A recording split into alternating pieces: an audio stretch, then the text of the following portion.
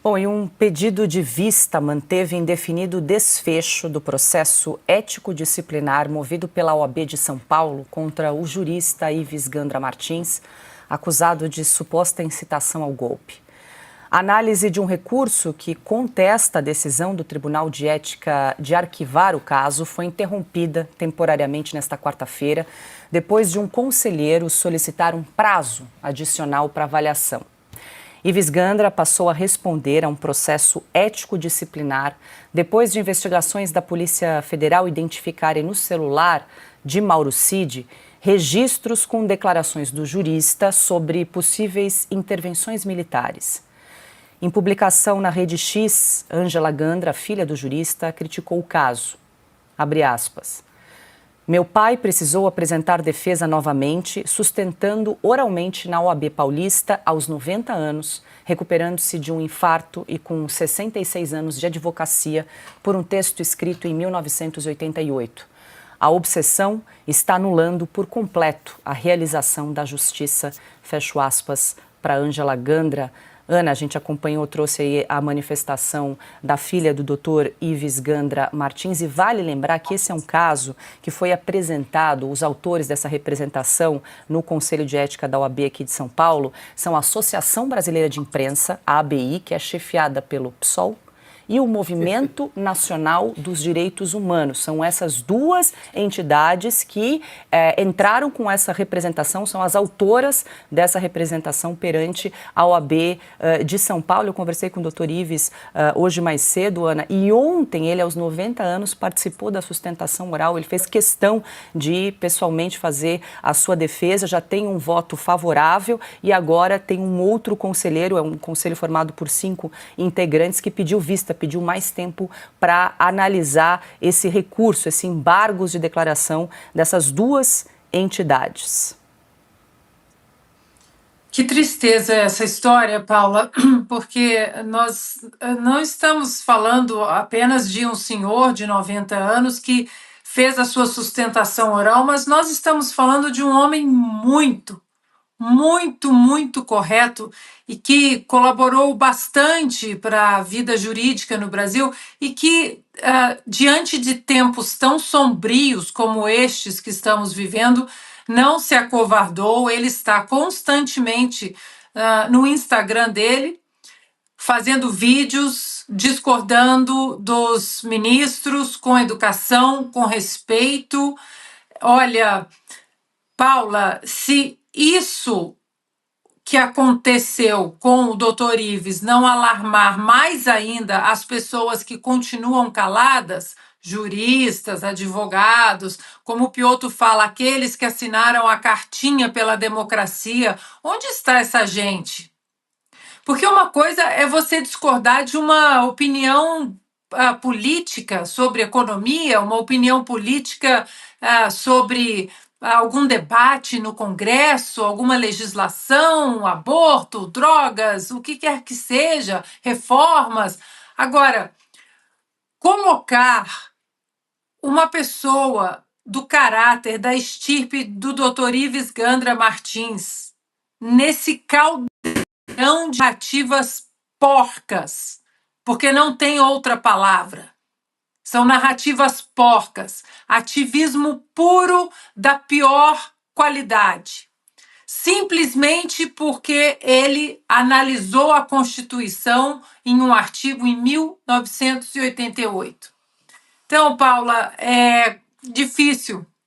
Às vezes a gente chega aqui, eu comentei essa semana, acho que na terça-feira, às vezes é difícil chegar aqui, abrir as notícias e falar tudo de novo, só que agora, né, agora os tentáculos chegam até personagens importantíssimos para a nossa história, para a nossa história. O Dr. Ives é um homem muito correto. O que quer que esteja errado, ele vai falar. O que está certo, ele vai falar, doa a quem doer. É um homem independente, é um homem corajoso, e colocá-lo nessa sanha persecutória, nessa sanha ativista política, de vamos caçar os dissidentes políticos, aqueles que não entraram na historinha toda do consórcio. É muito, muito triste. E mais triste ainda é ver as pessoas que poderiam estar falando alguma coisa, mas não posso me sujar agora, porque senão vão achar que eu estou defendendo o tal bolsonarismo. Muito triste isso. Silvio, deixa eu trazer aqui a participação do Gustavo Burgos no nosso chat. Doutor Ives, com 90 anos, não pode ser preso pela idade, caso o sistema queira, mas essa armação seria o cúmulo dos absurdos. Claro, não está aqui, não é pena de prisão. Conversei com o doutor Ives mais cedo, ele estava absolutamente tranquilo. Ele falou, olha, Paula, veja bem, eu com a minha idade, aos 90 anos, ontem fiz questão de apresentar minha sustentação oral, meus esclarecimentos. Agora estou sendo acusado de arquitetar um golpe de Estado. Ele que é professor há mais de 50 anos, encontraram documentos dele, cartas que ele escrevia com ensinamentos, né, durante as aulas que ele ministrou por anos a fio. Ele falou assim, como é que eu poderia prever, então, que haveria a eleição de Jair Bolsonaro com uma suposta trama? Enfim, é um absurdo realmente o que está acontecendo. A gente faz questão de trazer esse caso e esperamos o melhor desfecho possível, que é o arquivamento de uma vez desse caso envolvendo Ives Gandra Martins. Eu tenho certeza que o bom senso vai prevalecer, que isso não vai resultar em absolutamente nada, mas é evidente que se trata de um desgaste para alguém que tem um legado, alguém que, como a Ana bem definiu, tem uma estatura, é um homem sereno, um homem das letras, estudioso, que sempre tratou todas as pessoas com enorme honestidade, com caráter, com tranquilidade. Ele já deu uma série de entrevistas, Paula, apesar da idade já um pouco avançada e alguns problemas recentes de saúde, que você bem relata, você conversou com ele, mas ele sempre tratou todo mundo muito bem, vamos falar a verdade.